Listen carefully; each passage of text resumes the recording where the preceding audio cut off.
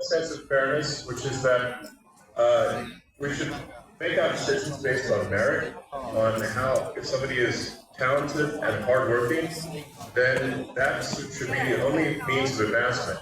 There should not be discrimination on the basis of sex or religion or any race or anything else. And what a lot of the woke stuff is it's actually super racist, it's super sexist, and it's often it's anti-religion, but only anti-Christian. Like, why only anti-Christian? That's unfair. So this is why I gave my message to the reasonable limit. Do you not want a world where there is fairness and common sense, and you advance as a function of how hard you work and your talent and your integrity? That should be all that matters. The woke blind virus, like all this case, all of that. It's wrong.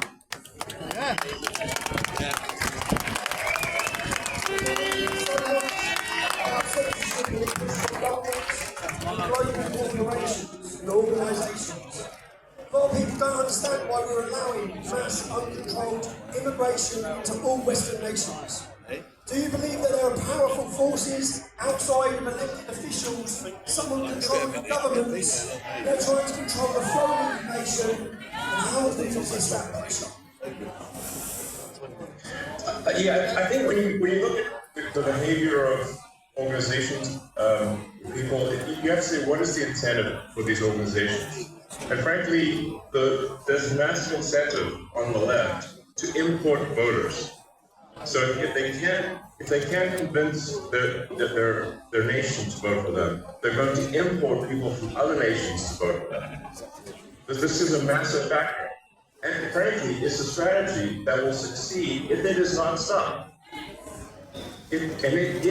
Thus far, it is succeeding. And you see strong movements to allow people who are not from Britain to vote in Britain, to allow people who are not from France or elsewhere to vote in those countries, and thus depriving the citizens of their democratic power. It's really a voter importation thing. And if they're allowed to succeed, if this is allowed to continue, they will succeed in importing voters, swaying the elections, and taking your vote away from you. That is 100% what is happening. Do you know what's great? The BBC and the mass media cannot control this.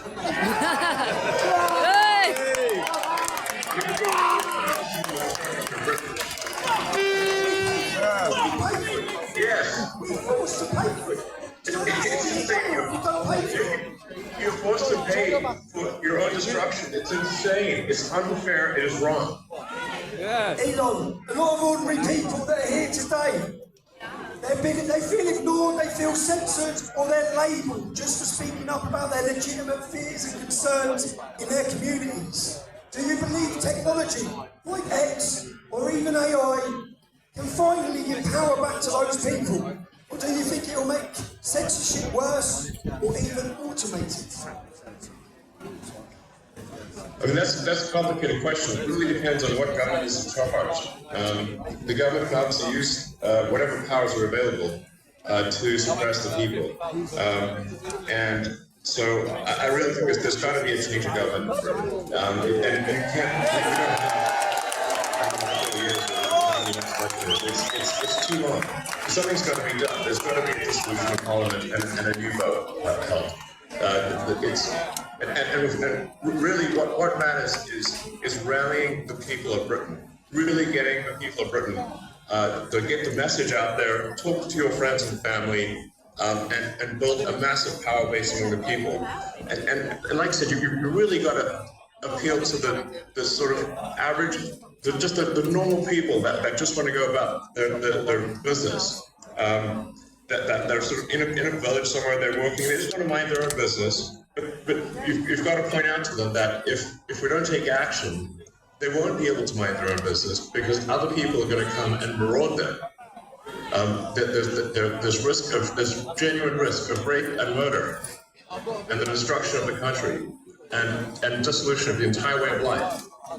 And so, yes, in the normal course of business, if things were, if you weren't under massive attack, then people should go about their business and just live their lives. But unfortunately, if the fight comes to you, you don't have a choice. You have to fight. So you have to rally all of the people of Britain to fight for the future. Let me ask And if this doesn't happen, there won't be a future. Are you ready to fight for your future, Britain? Yes! Fight for the future! Hey! Are you ready to adapt any longer, Britain?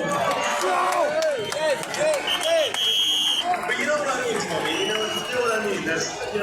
I talk to my friends in Britain, and they're like, yes, they're living in a village here or there, or a town or city here or there, and they're like, well, it doesn't seem like it's really that much of a problem. I'm like, well, if you want to know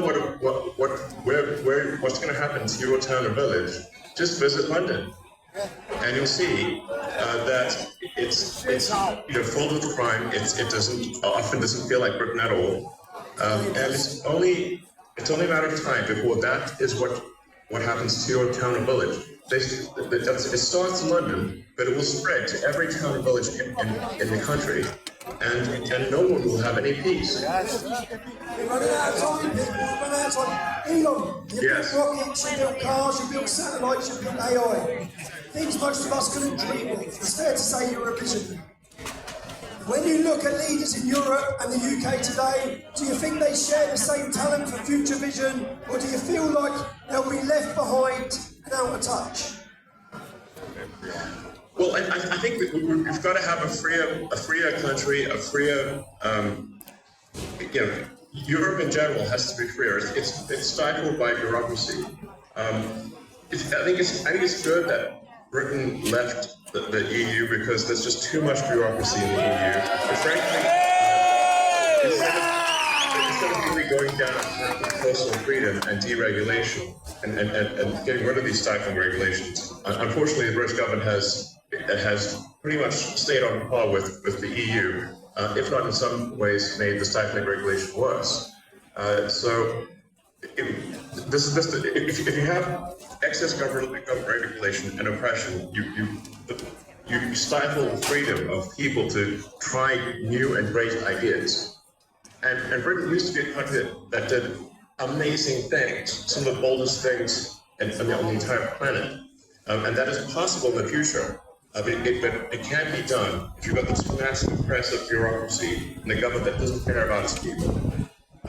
And that has to change. There has to be profound change. And there's not much time left. Elon, you've said before that civilization is fragile.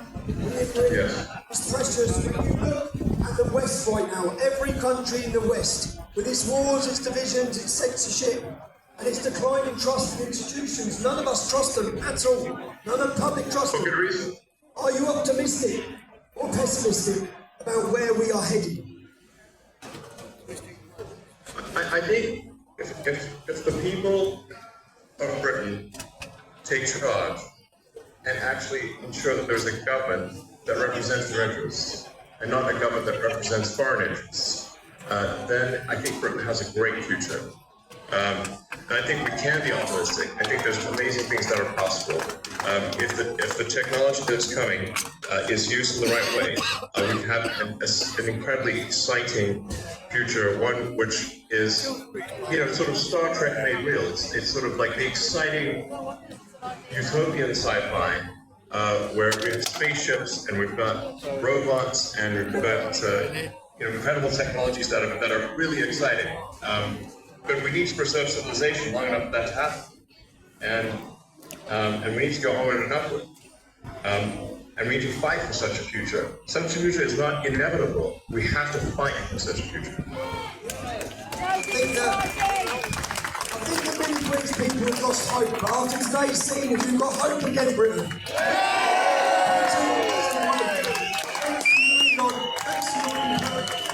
Well, thanks to you, Tommy. Thank you, Barack. But let me ask, what do you see as the future of the UK and Europe, in your vision, where are we heading? What's the future like for us? Well, I think there needs to be a future where where people take charge, where there's deregulation, a massive reduction in bureaucracy, and generally a new hope, where people look forward, wake up in the morning, look forward to the future. They're excited about what's going to happen next. But we must have revolutionary government change for that to occur. And this is not ordinary course of business sort of stuff.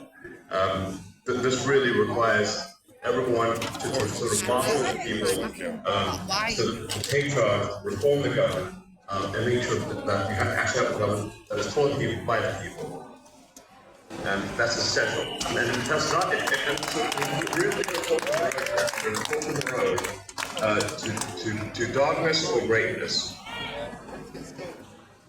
And that will be decided only in a matter of years. And we must take the path to greatness. And that's the path that's exciting, inspiring, and will make life worth living.